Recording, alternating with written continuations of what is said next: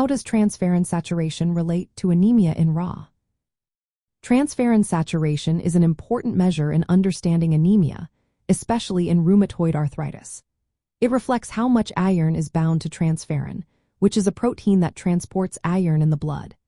In rheumatoid arthritis, anemia is a frequent complication, often resulting from chronic inflammation and issues with iron metabolism.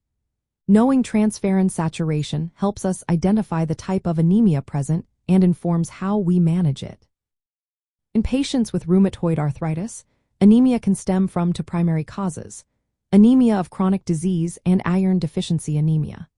Anemia of chronic disease is linked to inflammation, which disrupts iron metabolism and limits the availability of iron for producing red blood cells, even when iron stores are adequate. On the other hand, iron deficiency anemia occurs when there is a true lack of iron, often due to blood loss or insufficient dietary intake. When transferrin saturation is low, it indicates iron deficiency anemia. This means there is not enough iron bound to transferrin to supply the bone marrow with what it needs to make red blood cells. In contrast, in anemia of chronic disease, transferrin saturation can be normal or low, but the iron is trapped in storage sites and not available for use, partly due to inflammatory signals affecting how iron is regulated in the body.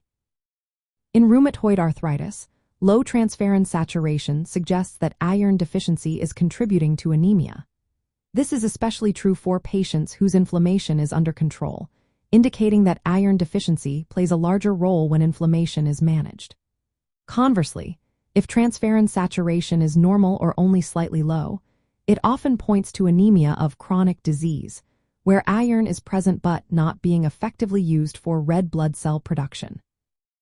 To get a clearer picture of iron status, healthcare providers may also look at soluble transferrin receptor levels and the soluble transferrin receptor to log ferritin index. The soluble transferrin receptor is less influenced by inflammation and increases when there is a low supply of iron for red blood cell precursors.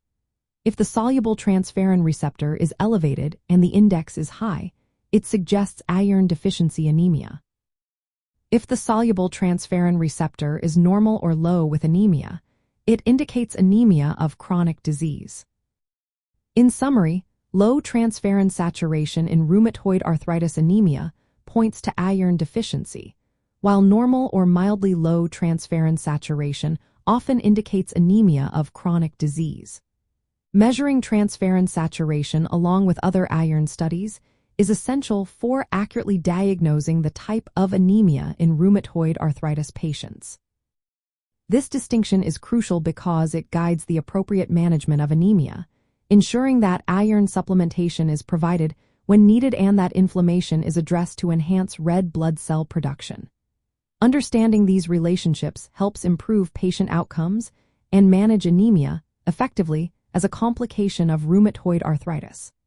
Always consult with healthcare professionals for personalized advice and treatment options.